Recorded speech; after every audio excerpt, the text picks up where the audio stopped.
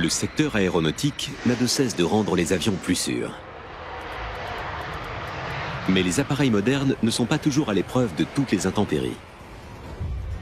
Même les avions les plus perfectionnés peuvent frôler la catastrophe à cause d'une simple rafale de vent.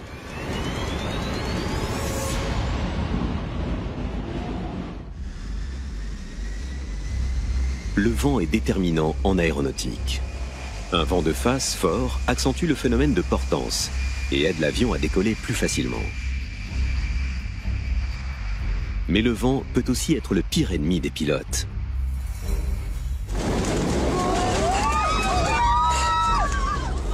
Au moment de l'atterrissage, un vent arrière fort peut réduire la portance et entraîner une descente trop rapide de l'appareil qui peut alors percuter violemment la piste. Mais ce sont les vents de travers qui donnent des cauchemars aux pilotes. Dans l'idéal, toutes les pistes devraient faire face au vent, mais bien sûr, ce n'est pas possible. En réalité, il y a toujours des vents qui essaient de pousser l'avion en dehors de la piste.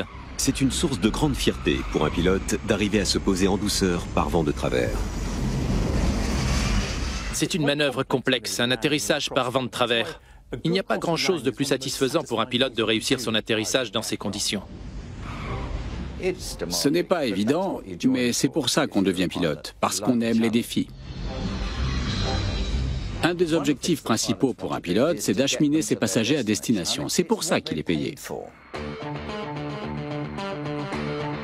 Pour la plupart des aéroports, c'est une journée difficile qui s'annonce quand il y a des vents de travers forts.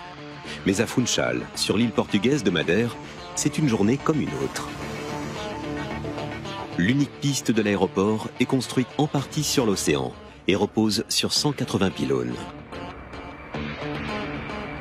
Elle est coincée entre les montagnes et les vagues déferlantes de l'océan Atlantique.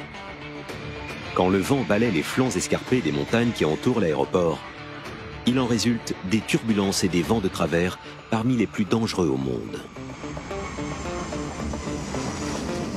Ce n'est pas pour rien que cet aéroport est considéré comme le plus terrifiant d'Europe. Lors de la phase d'approche, l'air tourbillonne. C'est extrêmement difficile. Si on quitte la piste, on tombe dans l'océan, en plein sur les rochers.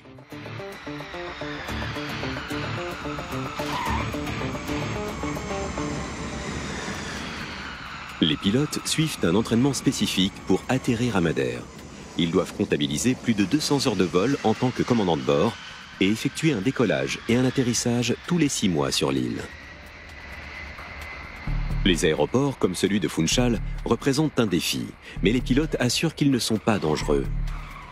L'atterrissage et le décollage demandent peut-être plus d'efforts à certains aéroports que d'autres.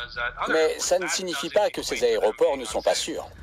Mais que font les pilotes quand ils doivent renoncer à un atterrissage quelques secondes avant de toucher le sol ? Si à un moment donné de l'atterrissage, le pilote considère qu'il n'est pas sûr de continuer, la meilleure chose à faire est de reprendre de l'altitude. C'est ce que l'on appelle une remise des gaz. Ça arrive très souvent une remise des gaz, surtout quand il y a beaucoup de vent au moment de l'atterrissage, parce qu'un changement soudain de la direction du vent peut être extrêmement dangereux. Ce vol de Condor, en provenance de Munich en Allemagne, est en phase d'approche finale à l'aéroport de Funchal.